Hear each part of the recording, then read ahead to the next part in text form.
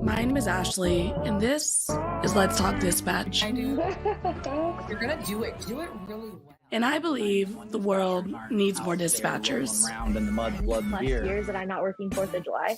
4th of July. Saying community policing, right? What about community dispatching? So on this show, with the help of my guests, we will educate, empower, and support the heroes behind the headset. Right. Hello, everybody. Welcome back to another episode here on Let's Talk Dispatch with me, Ashley, the Raspy Dispatcher. And I am super excited this week for many reasons, but most importantly, it is shift change, everybody. I don't know if you follow me on social media, but I have been stuck on day shift. They tempted me with weekends off, so I had to take it because I haven't had weekends off in like 5 years.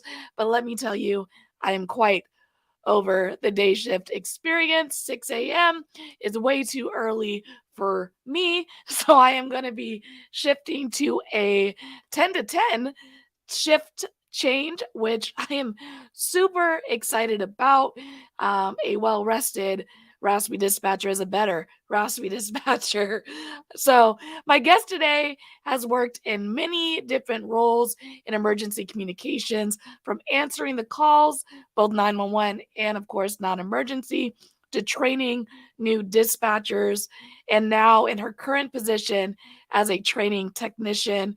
We're going to chat a little bit about her journey, her sour gummies addiction, and all the different paths we can take in this industry as 911 dispatchers. Oh, and did I mention her children's book she wrote called My Mommy Marches? In short, Samantha Does It All. Here's Samantha Hawkins. Samantha! Ashley, what's up? Oh my gosh. Hello. Raspy Dispatcher herself. That is me. I'm super excited to have you on.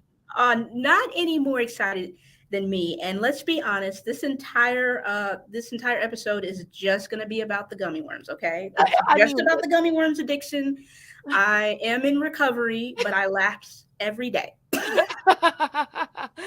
It's the only reason I really reached out. I was like, this is something we don't talk about enough. I agreed, right?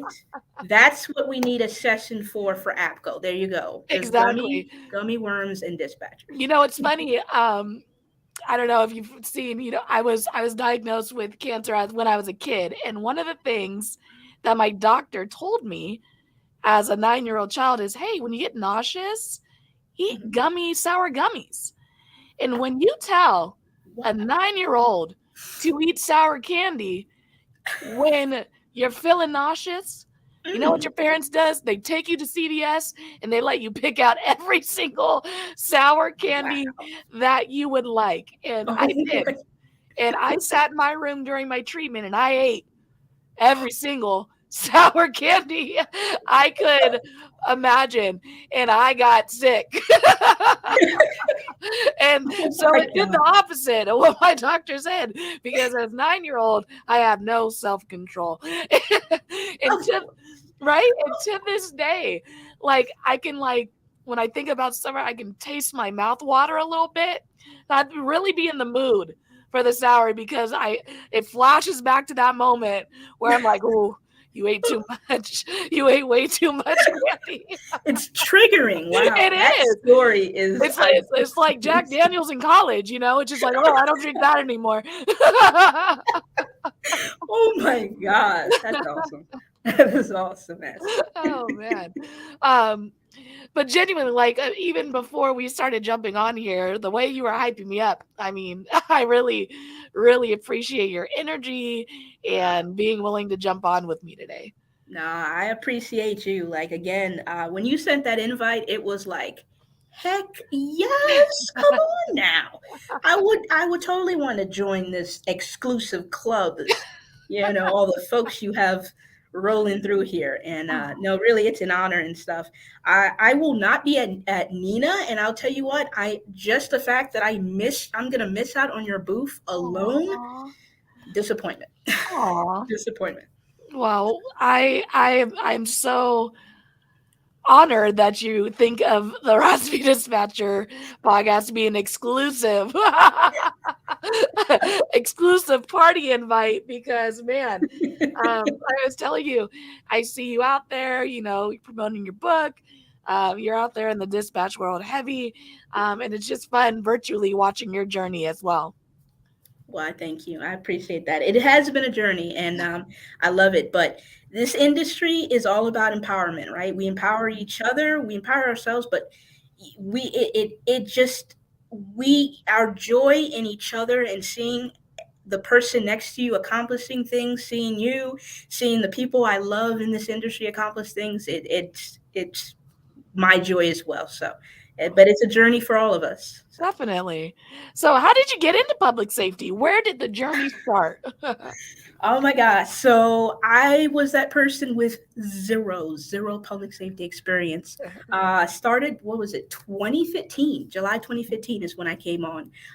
Cobb County Department of Emergency Communications, Marietta, Georgia. That's my home center. That's where I'm at now. Only center I've ever been and ever worked for. And for me, I was one of those that I knew that 911, you dial it, you get someone. That was the extent of my knowledge of it, of really what they do behind the scenes. Mhm. I came from a customer service background. I was working in public supermarkets. And so I soaked all of that up. And the whole customer service thing of helping people, making connections with people, it kind of all started there. But I went to the bank, and at the bank, I was miserable. Less the bank tellers, because we need them. But I would go home and feel like, what have I accomplished? Like, okay, I got someone to open up a checking account or another checking account or a credit line.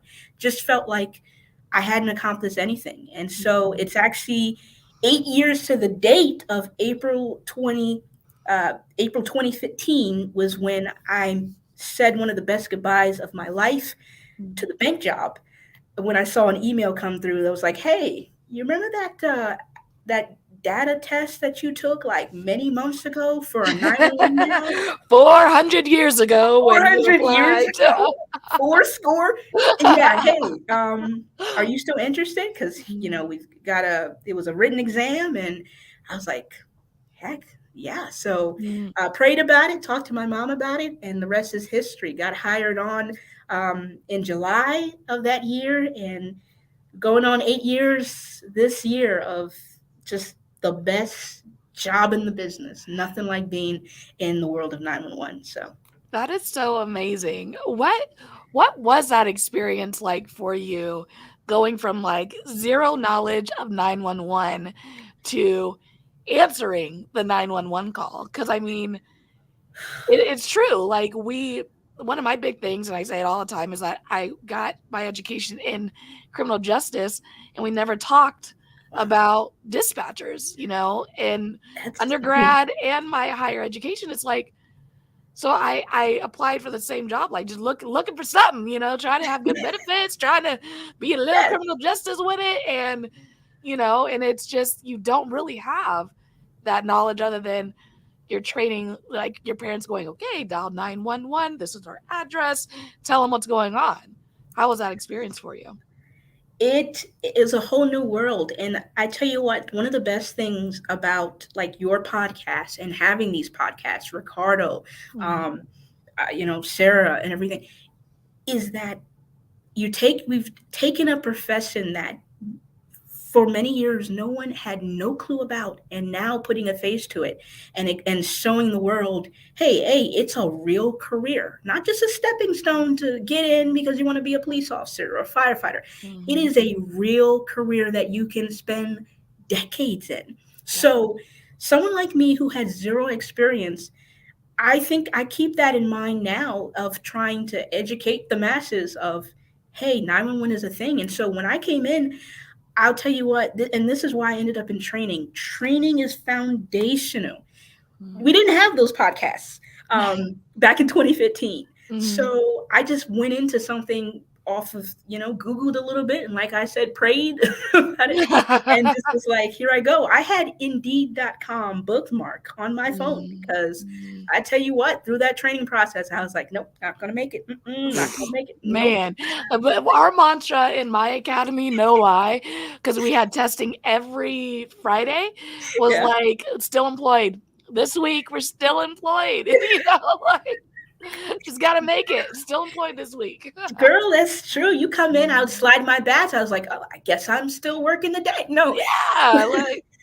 But it really was a different world, and it helped to already, years ago, and even more so now, that sense of belonging and feeling like you're a part of something. You're really a part of something. That's what kept me coming in every day. Before, I'm still growing my idea of what 911 is and what I need to know. It was feeling like at the very basic minimum, you're doing something that is central to all of public safety. It was hearing, oh my gosh, before this ever reaches an officer, a firefighter, EMS, you mean it comes through us? You mean we're the facilitators of that help? So those are the things that helped me kind of, as a baby call taker and then baby dispatcher, helped grow that love. And that's what I believe, in training, you've got to instill in very early. And it was also being able to connect my customer service experience, which you don't have to have. I love the fact that 911 is full of people from all different backgrounds, right? Yeah. We got someone in an amazing, one of my training coordinators. She was in the matchmaking business, okay? Hey. How all the backgrounds and how you can connect something into 911. And for me, it was customer service. It's all about the people. It's all about the people. So even being able to build on that, it's what kept me coming. So it was, my customer was no longer the person in the line, standing in the line. I was ringing up their items, or the person at the bank. I'm now building connections with callers, even on a 5-minute call, on a brief 10-minute. Okay, it's the same concept. It's just a different context. And yeah, really, that's what kept me coming. And now it's like, 8 years later, almost 8 years later, and still here. And it's so true, like that customer service aspect. And even more importantly for folks who are considering this line of work, is that is one of the great things that I really enjoy about dispatch roles, is that a lot of them are entry level. They are not requiring any education, and you don't need any dispatch experience. So as you said, departments have the capabilities of creating comm centers that reflect the community that we are serving. And for folks who are looking to be a part of our community, their comm centers are hopefully reflecting the world that we live in, right? My gosh. Yes. You are so right. You're absolutely right. We've got to be reflecting the communities. In Cobb County, we are a very diverse community. So it just makes sense when you talk about bridging those gaps of between us and the public. So, and removing that us versus or us against, and making it, no, it's us and you. It's you and us. You help us, help you, and everything. We've got to reflect. You're absolutely right. When we go to high school fairs, and you're talking to a student and you make a comment like, hey, you could be a dispatcher too. No, for real. You can, you could. I'm fully expecting you turn 18, come on, you apply, and you could be my coworker, okay? Yeah, let's get these benefits early. Let's get that 401k built up, Exactly. And like you said, it's entry level. It's the beauty of 911 and most centers, my own included. We're training people from scratch. You don't have to go in knowing the procedures or anything. You are giving people a career, the training of an actual profession, which means a skill set and certifications, and saying, this is, hey, we believe in you. We want to invest in you, and we're going to build you up to that level to do the kind of job that we do. It's so true. I mean, one of the earliest statements that were made to me by one of my trainers was, if you can be a 911 dispatcher, you can do any job. Mm. Once you get that training, you can do anything. You're dealing with multitasking, crisis management, prioritization, problem solving. I mean, the little tasks that we do multiple times in many different fancy ways throughout a shift really just correlates into everything that's happening out in the world in these other jobs. But if you don't, but it doesn't work reverse, right? You have to really be trained as a 911 dispatcher to do this job. You can't just pluck anyone off the street. But if you're a 911 dispatcher, you can drop me into a lot of many different roles and I'll be able to pick it up and roll with it, because that's what we do as 911 dispatchers. We live in the gray area and we have to figure it out, right? That's it. That is exactly right. When police officers say, officer friends of mine, they're like, I could never do what you do. And I say back, I couldn't do what you do. And truth, I do mean that, yeah, I don't see myself just jumping in a squad vehicle and going out there. But here's the thing, like you pointed out, I could see myself quicker attempting to do what they do before I could see them doing what I do. Yes. Because we have to have an understanding of the other roles. We have to know what an officer does. We have to know the calls they go out on, the calls they won't go out. This is civil, what firefighters can do and everything. But you ask an officer off the street, what does 911 do? I don't, it's really important, whatever it is. We have to have an understanding of their roles and roles of people in other sectors of public safety, whereas other sectors of public safety, many of them still don't have a clear understanding of what we do. So in a way, we could do their job quicker than they could do our job. Take a seat in our seat, beneath our headset, and know what the heck to do with what they're hearing. Yeah, I mean, there's definitely like you said, a level of understanding that we have to have for the units who are serving, because we have to have that officer safety in mind. We have to know, if this call qualifies for us to even go out on. Yes. Which, newsflash, most of the time it doesn't. It's most of the time civil. How do I nicely tell my caller, as nicely and respectfully as possible? Officer, right? And then it's like, oh, you don't believe me? Okay, I guess I'll send them out. Tell you the same thing that I'm telling you. They'll be right there. Don't worry. I'll get them out there just so they can tell you. Yeah. If I had $1 for every time the officer's like, what do they want? I'm like, man, I told them it's civil. Now you tell them. Exactly. You best believe I'm going to put that call in. Yeah, there you go. You think I'm going to not put that call in? No. The call's going in. It's getting dispatched. Gonna get me yelled at out here. I tried. That's not how I'm going out, okay? Not Ashley. I mean, I am off probation, but still. Oh man. So training for you is like bread and butter. That's your jam. Tell us a little bit about the role you're currently in with your department and what that looks like and how you're assisting the training and things of that nature. Yeah, so it is really, really unique, because first time we ever had a role in that. And I guess the best way to explain it is that I am a full-time CTO, moving from like our CTOs, our communications training officers, they still continue to dispatch, take calls, and they train on the operations floor. I am a CTO who was assigned full-time to the administrative division on the training and QA side. So I have the certifications to do quality assurance. I help instruct, I help teach. But my main things that's part of my job as training technician is classroom management, making sure the classes are together, and put together, the environment is right for the recruits, kind of building connections with them, helping with to build our CTO manual, training materials. If I have to write a lesson plan, doing that, help to deliver any kind of trainings and whatever, help with their, coordinating their schedules. It's just assisting the training division and the training coordinators however needs fit. So a really different position, but Yeah. pretty cool. And I'm just honored to be able to do that.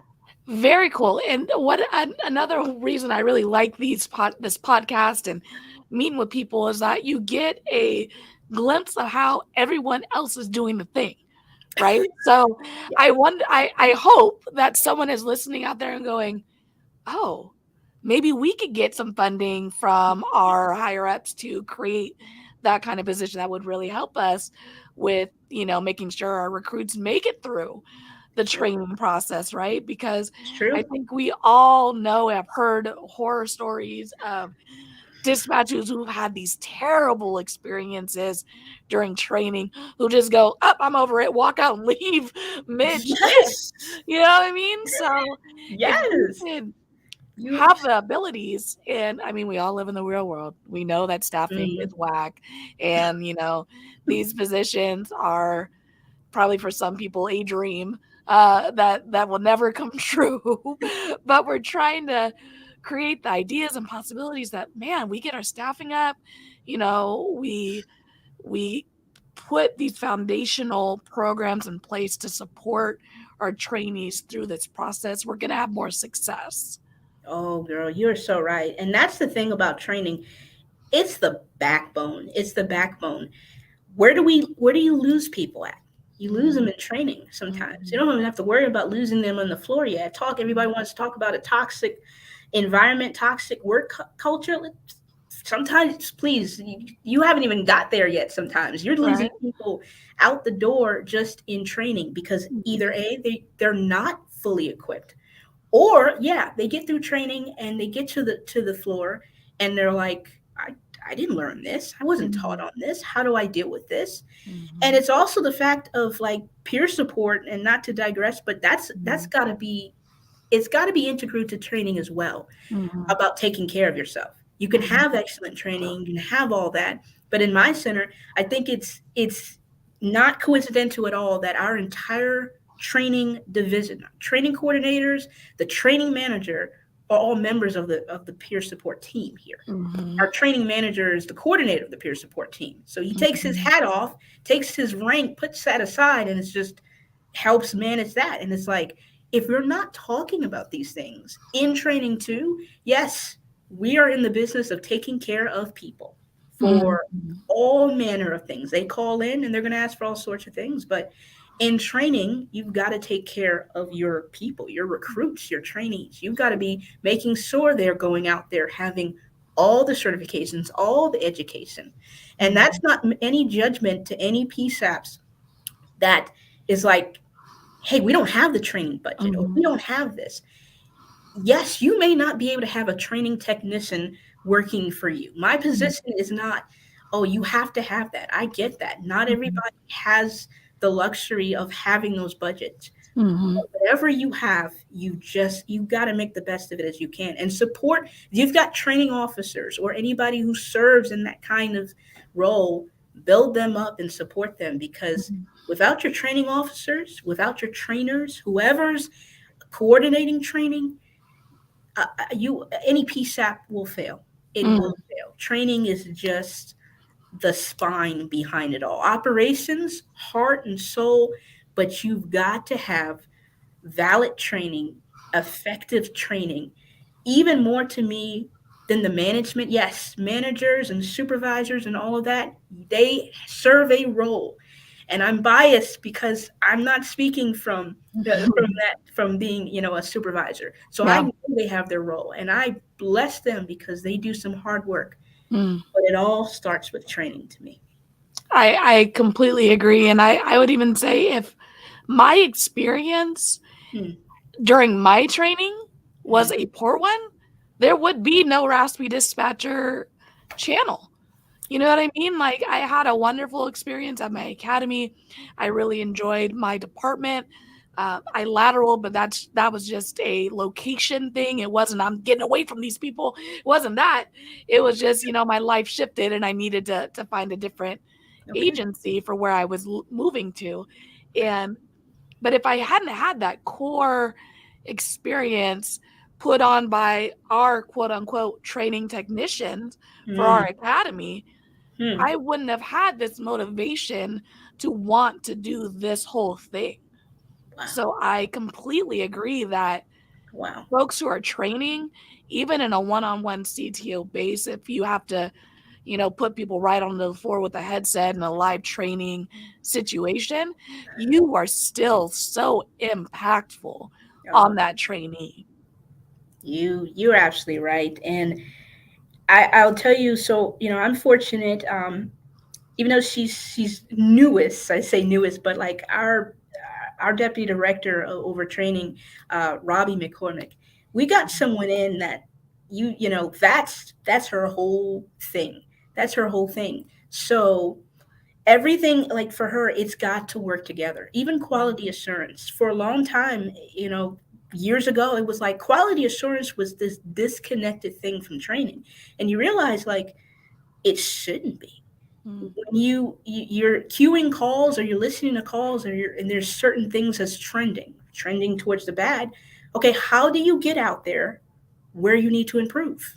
mm, That's training. So training and QA has to work together, and that's something like at my center we do. We're not two mm, separate things. It's all together. mm, How you improve stuff and everything, because it's not just about going to someone and being like, okay, here's another call and you messed up and what everything. Okay. So what do yeah. you do with that? What do they do with that? Mm. Okay, yeah. Yeah, I did mess this up. That So part. no, you need to do better. Train. You got to train people. Mhm, So it really is. And like you said, I'm blessed to have I had a positive experience as well. Although mhm. I do kid with my former CTO all the time, who takes credit, by the way, for every success, everything I do. She'll be like, it's because I trained you, right? Or, you're in that position because I trained you. And I'd be like, yeah, I know you are a hard taskmaster, so of course you prepared me for everything. But seriously, see, even Mhm, in training, we've got to tailor our style to your trainee, right? mhm, You mhm, got to do that even in management and supervise, right? It's not mhm, about forcing your way. So the best training is learning the needs of your people. You talked about, diverse, our centers got to reflect the communities. Well, guess what? It's not just about the diversity, of course, of ethnicity and everything. It's even, we're dealing with a neurodivergent population in this world. A lot of mhm, folks fall. You got people on the spectrum. You got mhm. people with ADHD. All Yeah. these things. How are you Mhm, tailoring your training to really encompass all these needs and meet the learning needs of your people? Because mhm, you don't want to lose people in training, or you don't want to invest so much in them, and then next thing you know, if their training experience with a CTO is not up to par, it was not effective, you lose that. You can always fall back on training.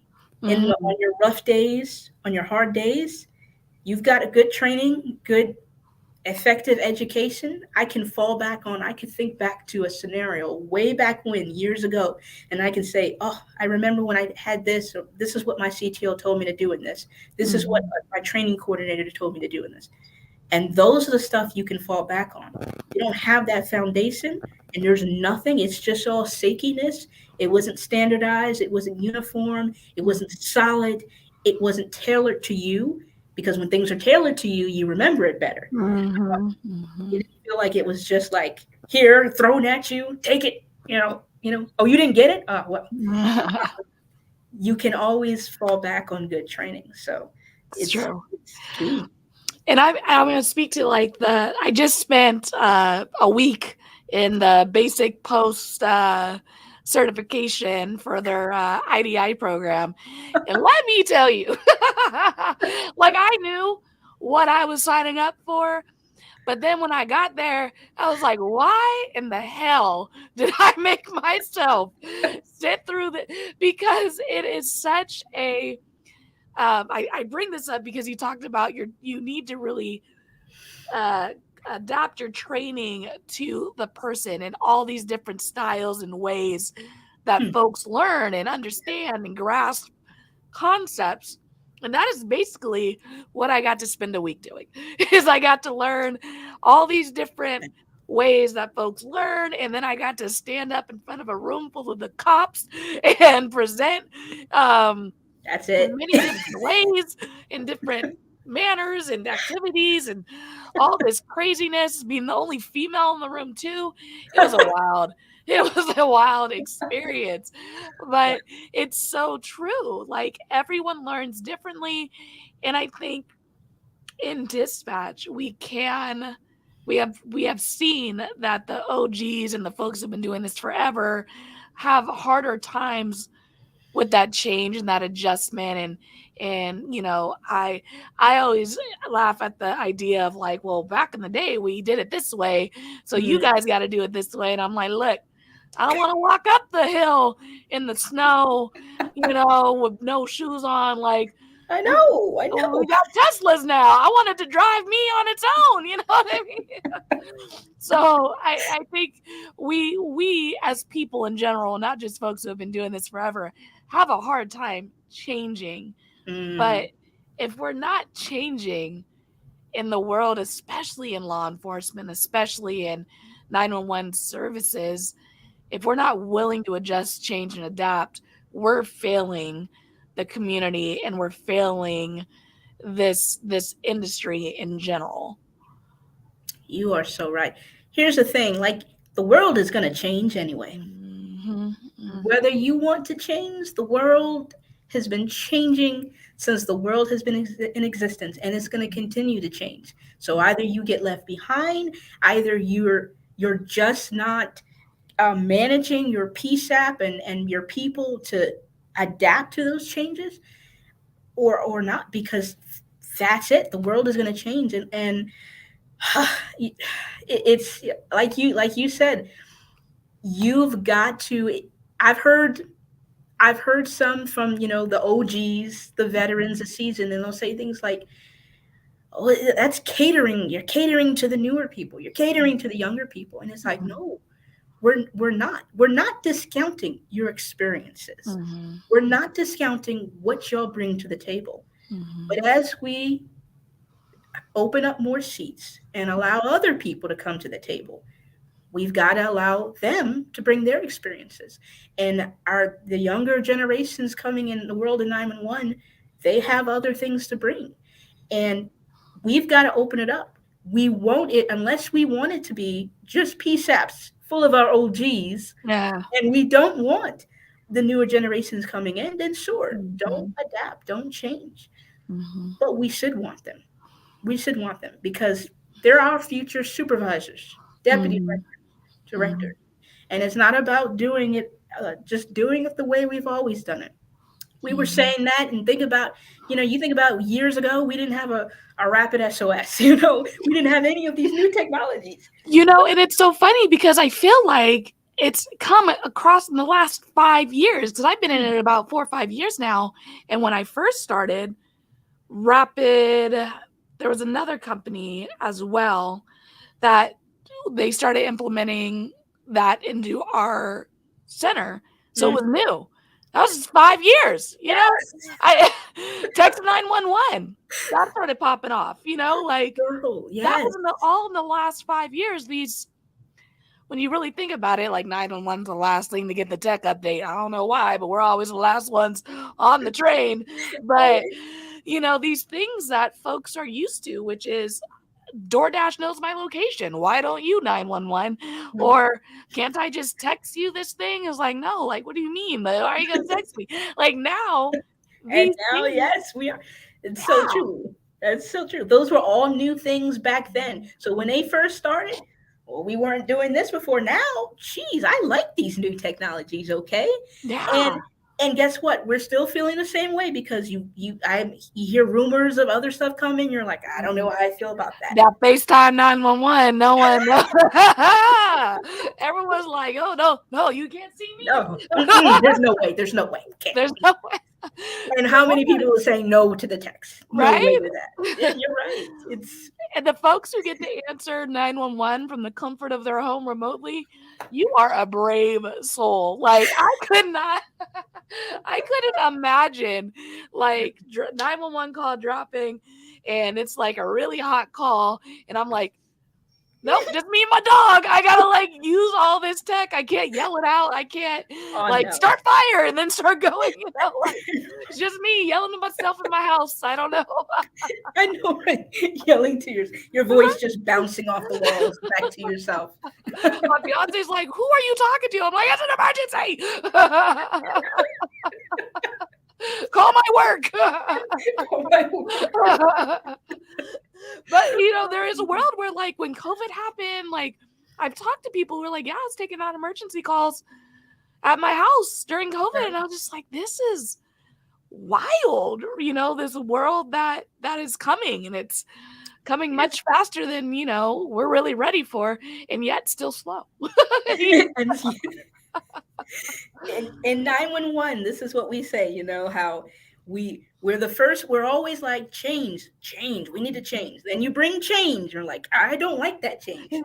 So thank you. But at the heart of it is right. The heart of it, all the best 911 people I know, and I know a lot of great 911 professionals. We just want to be efficient. We want to get the best help out there in the right amount of time to the right people, the right locations. So these new technologies, as scary as they are, and that's what it's helping to facilitate. So it's like at the heart of it all, it's just trying to add to efficiency. And yes, we were scared of it 7 years ago when we was hearing these things coming, and some of these things have come, and now we're like, I can see myself living without rapid SOS. So, right? So it's new challenges, and it's always going to be new fears and stuff, but we've always adapted, we've always made it work, and they're tools. It will not, in my mind, nothing's going to replace the person in the seat. That's it. New CAD, good technology, great mapping system, GPS, what have you. Nothing replaces the person in the seat. So but true. any tools that can help the person beneath the headset be their very best at the job, then bring it on. Exactly. Oh my gosh. Well, in all of your spare time, outside of training and doing all the wonderful traveling and conferences, and you wrote a book. Where did you find the time, the inspiration? What brought that about? Oh my gosh. So writing, first of all, is an outlet for me. Like Awesome. my thing is, it's always hashtag I'm 911, right? And I'm like, Ricardo, yeah, hashtag I'm 911. But 911 can't be all you are. It just can't be. You look at someone like you've built, yes, this revolves around 911, but you've built a thing for yourself. You've built a brand for yourself, basically. D. Jeremy DeMar, good friend, he always says, every time I talk to him, he always say ABB, ABB. And it was several years ago, he taught me, he's like, ABB, always be branding.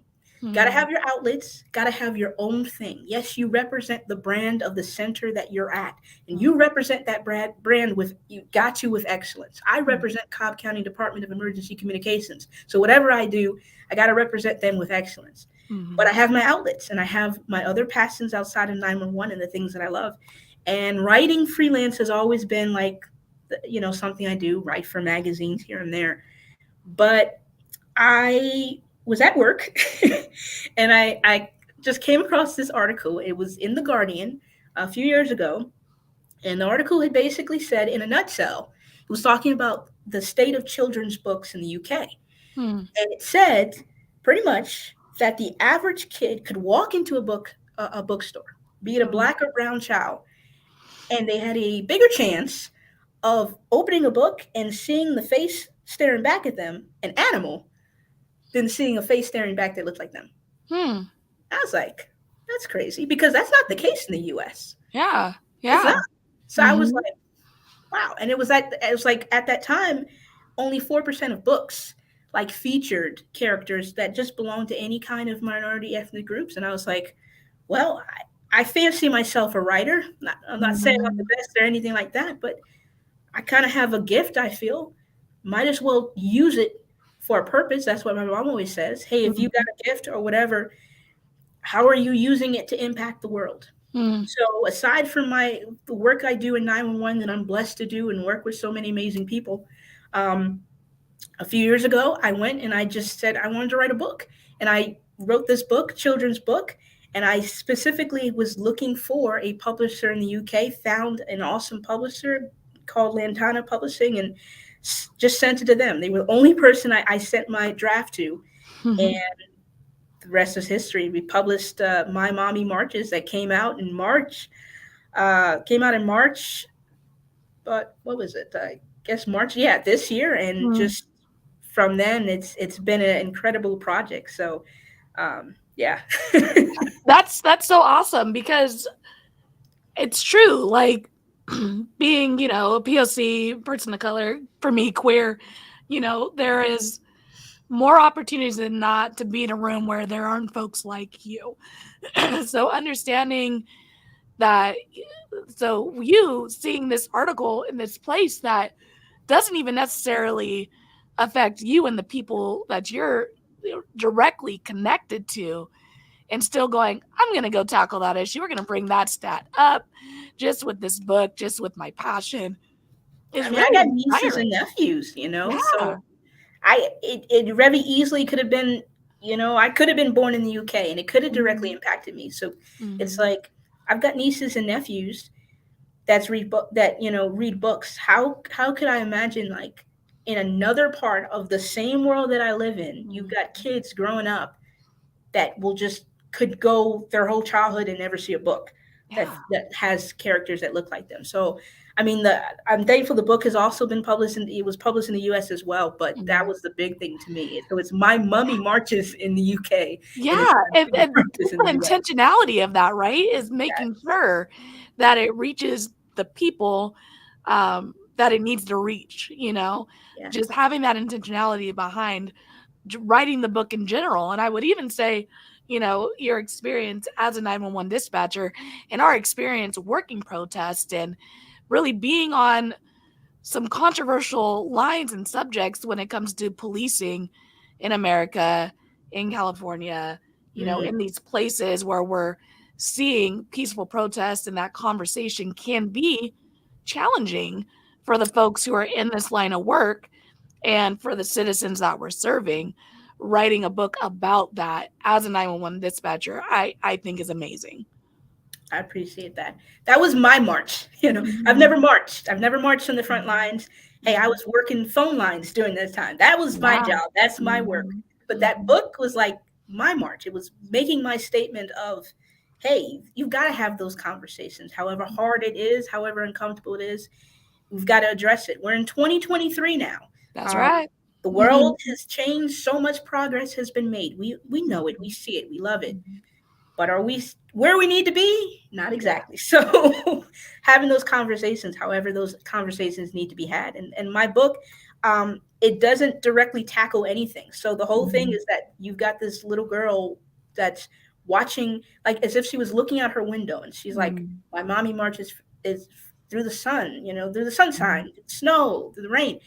It's not tied to any one particular Mhm. cause. The whole Mhm. point of it is that a parent can read that book and raise the conversation to their child that you're never too young to take a kind of stance on Mhm. what you believe in.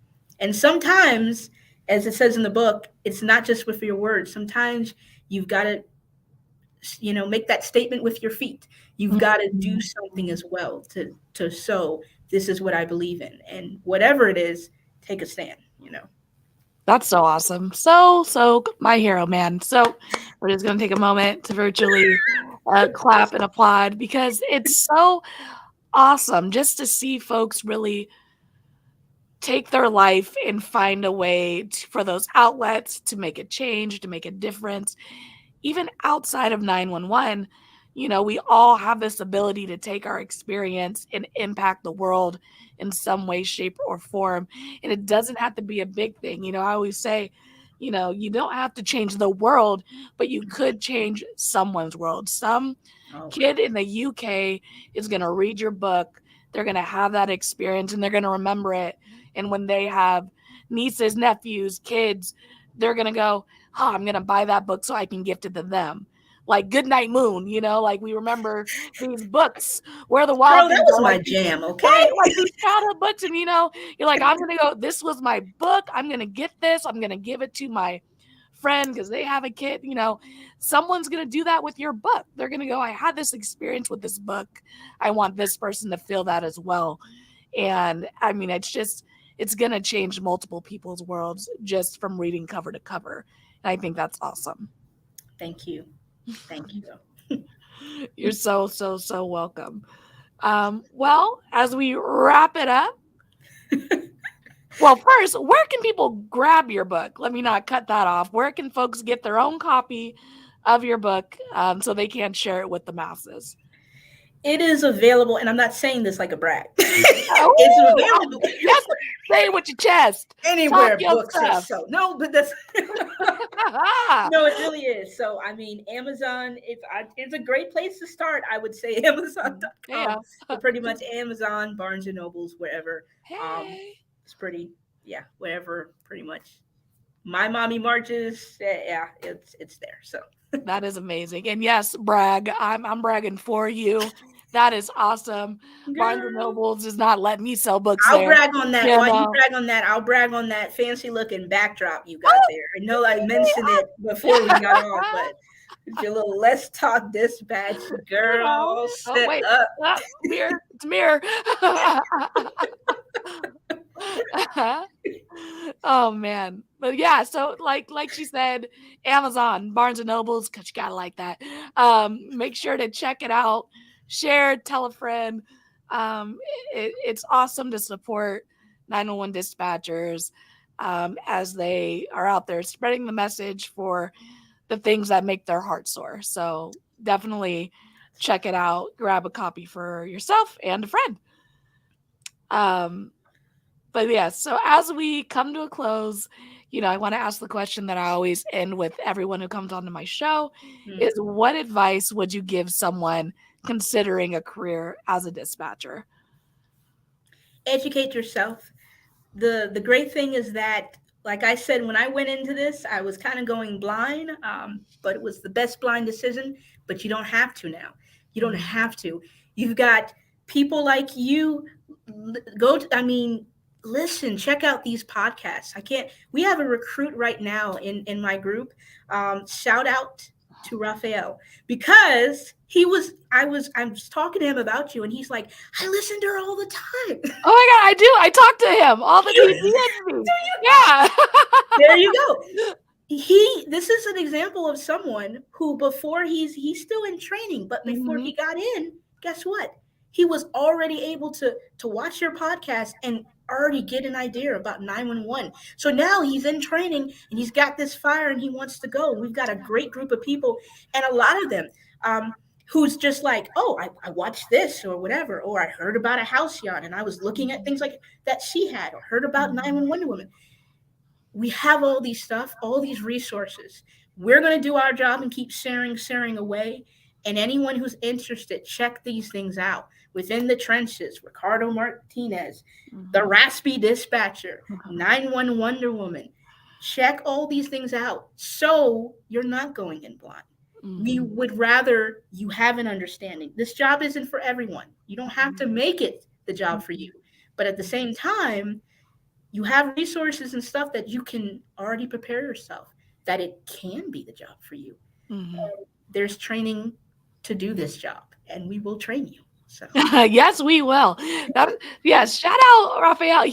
I wonder, because he was like, I showed up to work my first day, and my coordinator has the because sticker in their window. Is that you? Are you the person? I swear that was him who said that to me. And now look, full circle. The world's that small. is okay. So all right, yeah. So I brought you up, and I was like, yeah, I'm gonna do a podcast episode. He's like, what? When is it coming? What? I was like, slow your roll.